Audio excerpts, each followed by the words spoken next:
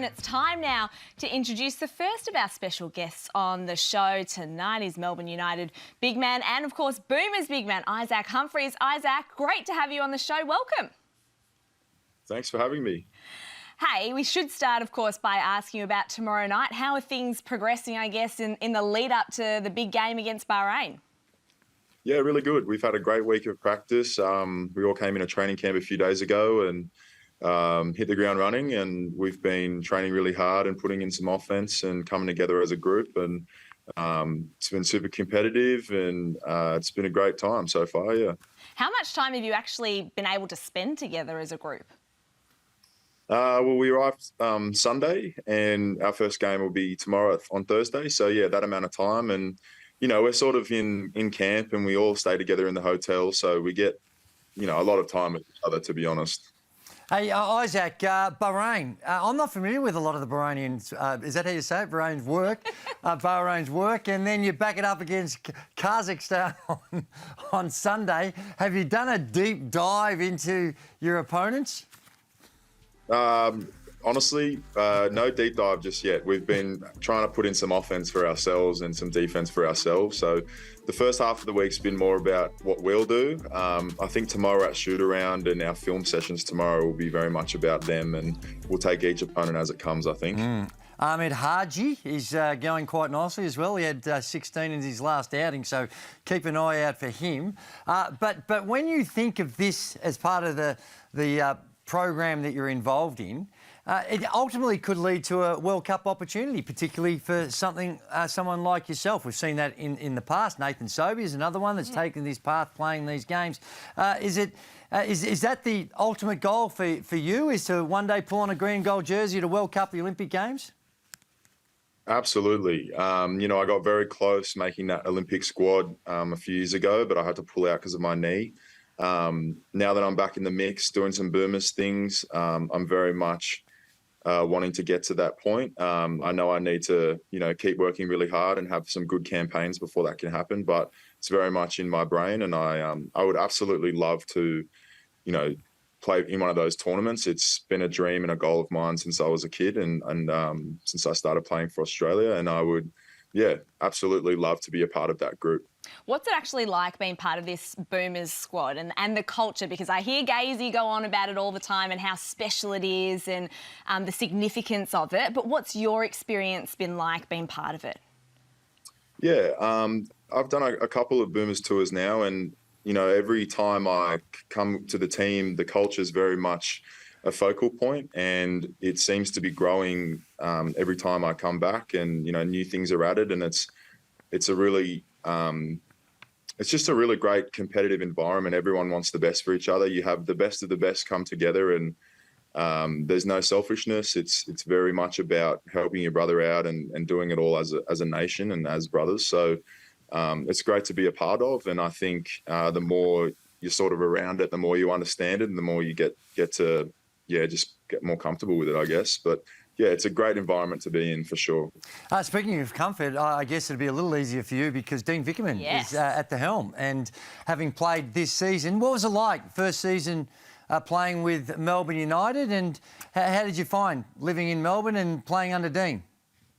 Yeah, I loved it. I had a great time in Melbourne. I loved playing for United. I was very honoured to play for United. It's an incredibly, you know, good club historically, and it's got a lot of just great values, and I really enjoyed my time here. The city of Melbourne's great, and obviously Dean's reputation speaks for himself.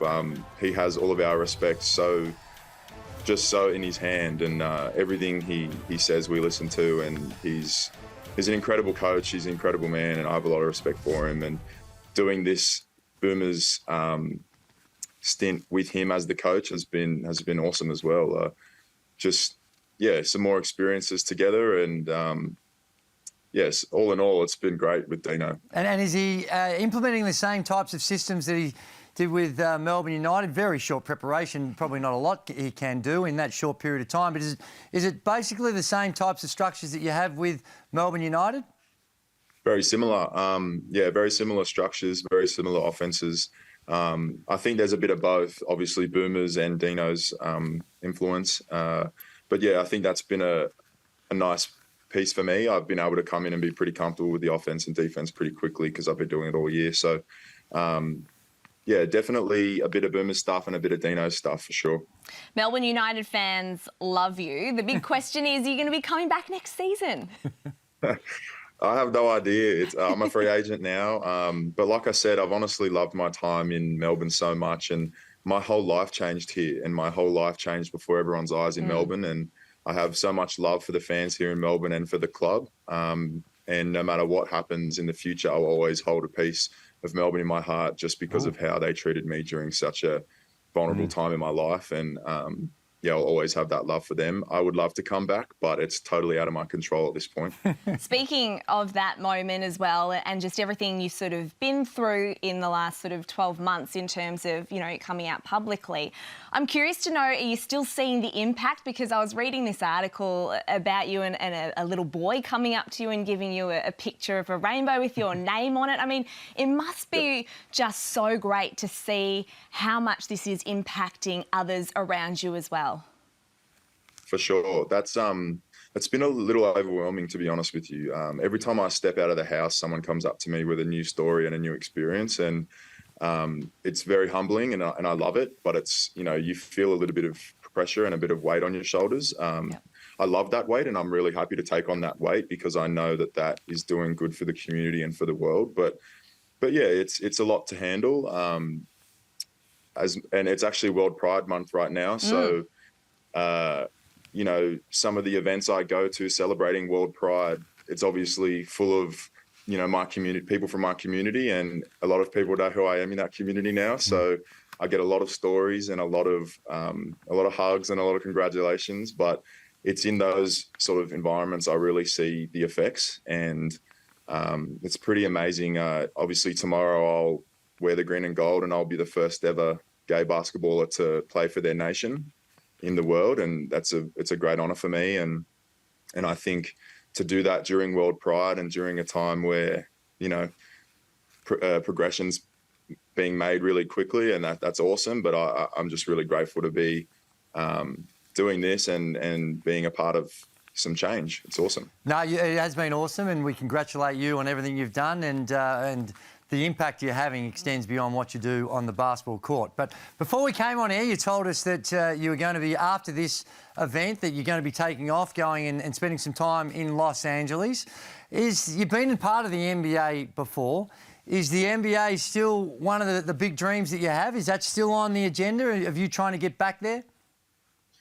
Yeah, it's always going to be on the agenda. I think any basketball player, you know, wants to aim for the highest level.